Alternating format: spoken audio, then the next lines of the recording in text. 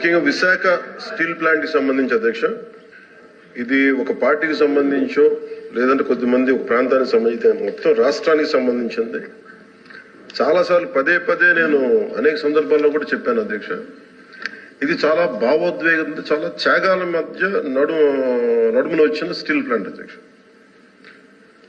ఇది గతంలో కూడా గత వైసీపీ పాలనలో కూడా అది ప్రైవేటీకరణ జరగబోతోంది.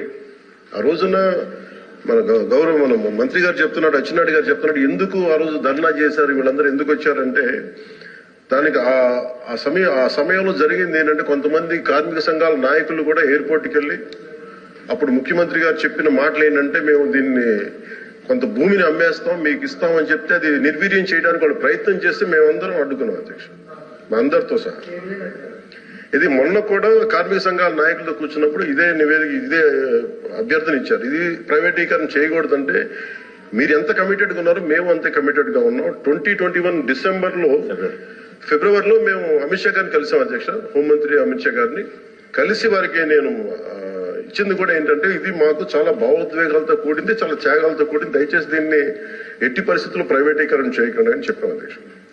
అలాగే మీరు గతంలో కూడా 2019-14 ఆ సమయంలో డ్రెడ్జింగ్ కార్పొరేషన్ ఆఫ్ ఇండియాను కూడా దాన్ని ప్రైవేటీకరణ చేస్తామంటే మేమే ముందుండి దాన్ని ఆప్ చేసాం అధ్యక్ష. ఇది మేమేమనుకుంటే పబ్లిక్ సెక్టార్ యూనిట్స్ లాభసాటిగా ఉన్నాయి, లాభాల దిశగా నడుస్తున్నాయి, కొద్దిపాటి నష్టాల దిశగా నడుస్తున్నాయి, వాటిని ముందుకు తీసుకెళ్లాలి, ప్రభుత్వాలు PSUs నడవాలనేది మా ఆకాంక్ష మా అందరినీ. When it comes to Vizag steel plant, we are extremely committed not to privatize. ఇది మా అందరి కమిట్మెంట్ అధ్యక్ష. అలాగే దీనికి ఇందాక మంత్రి గారు చెప్తున్నట్టుగా దీన్ని రన్ చేసే ఇష్యూస్ లో చాలా లోపాలు ఉన్నాయి అధ్యక్ష. దాన్ని స్కిల్ ని ఎన్హాన్స్ చేసుకోవాలి, దాన్ని కొంత పెట్టుబడి కావాలి, దానికి కొంత క్యాప్టివ్ మైండ్స్ కావాలి, లాట్ ఆఫ్ ఛాలెంజెస్ ఉన్నాయి. ప్రతిసారి నేను కార్మిక సంఘాలతో కూడా ప్రత్యేకించి ఈ మధ్యన ఒక 4 రోజుల క్రితం కూడా మాట్లాడడం జరిగింది అధ్యక్ష. వాళ్ళు కూర్చోబెట్టి దానికి సంబంధించి మీరు ఒక సమగ్రమైన ఒక కార్యాచరణ ఇవ్వండి మాకు, మీరు వస్తే నేను కేంద్ర ప్రభుత్వం నేను ప్రత్యేకించి నేను కూడా నాకు సంబంధించి నేను కూడా తీసుకెళ్తాను తెలియజేస్తాను అధ్యక్ష. So we're extremely committed not to private this. I hope you're all satisfied.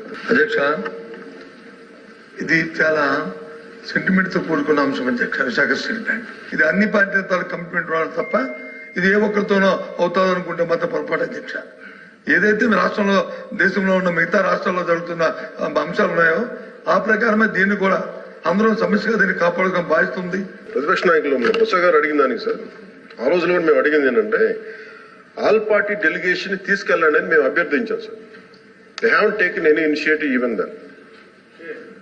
We are real ఆ రోజు నుంచి కూడా ఈ రోజు మేము ఒకటే కమిట్మెంట్ తో మాట్లాడుతున్నాం కానీ ఆ రోజు మేము అభ్యర్థించాం అధ్యక్ష.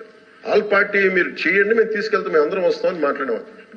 Maybe they didn't consider it sir అధ్యక్ష. So we want to bring it to that. ఆ రోజున ప్రభుత్వానికి ఆపే శక్తి లేకపోయినప్పుడు ఆల్ పార్టీ డెలిగేషన్ రావాలధ్యక్ష. మాకు ఆ శక్తి ఉంది, అది ఉంది కాబట్టి